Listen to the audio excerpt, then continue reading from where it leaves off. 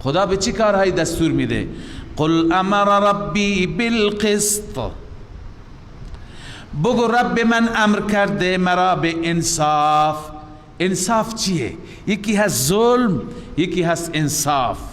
ببین بحث مشرکین مکه هست، سوره مکی هست. مشرکین مکه خیلی فساد داشتن، اما اینجا که دو تا ذکر شده، یکی شرک، یکی لباس بدون لباس طواف کردن. لذا در مقابل اینها میگه انصاف. شرک ظلمه، ان الشرک لظلم عظیم. انصاف توحیده. بالقسط را ابن عباس تفسیر کرده ای لا اله الا الله. لا اله، این انصافه. این انصافی که بغیر از خدا هیچ کسی را فریاد نزنی، هیچ کسی را عبادت نکنی. قل امر ربی بالقسط، رب من امر کرده به انصاف، به توحید، بلا اله الا الله. و اقیموا وجوهکم عند كل مسجد. عند كل مسجد، مسجد دو معنا دارد. یکی مکان سجده، مثل همین که ما هستیم. اقیموا وجوهکم یعنی در هر مسجد چهره تان را راست برای ذات الله قرار بدی، غیر الله را نکن سجده. یا اینکه مسجد مصدر میمی هست، یعنی سجده کردن. به وقت هر سجده کردنی برای الله سجده کن، نه غیر الله را. میری قبر سجده میکنی، بوتا سجده میکنی، انسان را سجده میکنی.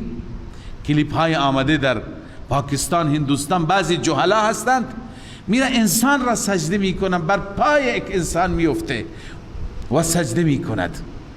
الله میگه من سجده کن. ودعوه مخلصین له الدین. تنها سجده کافی نیست، دعا هم فقط از خدا بخواه.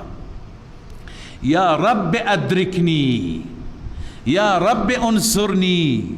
فقط رب را بخوان، غیر از رب از هیچ که کمک نخواه، از هیچ کس استمداد نطلب. اذا استعنت فاستعن بالله.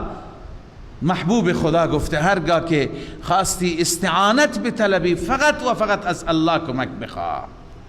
لذا الله می فرماید ودعوه مخلصین له الدین.